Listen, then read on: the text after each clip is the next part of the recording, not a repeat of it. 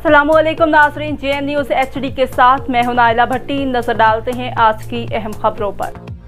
खबर शामिल करते हैं भावलपुर से। जहां मोहम्मद शहजाद की रिपोर्ट के मुताबिक भावलपुर अहमदपुर शर्किया DPO भावलपुर सैयद मोहम्मद अब्बास ने SDPO ऑफिस अहमदपुर शर्किया की तामीर नौशुदा इमारत का इफ्तिताह कर दिया। अवामुन्नास की खिदमत के लिए जदीद सहूलियात से रास्ता किया गया। District police officer Syed Mohammad Abbas ने अहमदपुर शर्किया में DSP ऑफिस की नई तामीर होने वाली इमारत का इफ्तिताह कर दिया। नई तामीर शुदा ऑफिस को तमाम शहरियों की खिदमत के लिए जदीद सहूलियात से रास्ता किया गया है। इस मौके पर DSP अहमदपुर शर्किया फारूक जावेद और सर्कल के तमाम SHOs मौजूद थे। पुलिस अफसरान के अलावा सिविल सोसाइटी के मेम्बरान, वकला हज़रात, मीडिया व दीगर तबका फ़िक्र के अफराद मौजूद थे। DPO ने फ़र्दन तमाम शुरका से मुलाकात भी की और अहमदपुर शर्किया की पुलिस से मुतल्लिक़ा मसाइल भी सुने। आखिर में दुआ खैर भी की गई।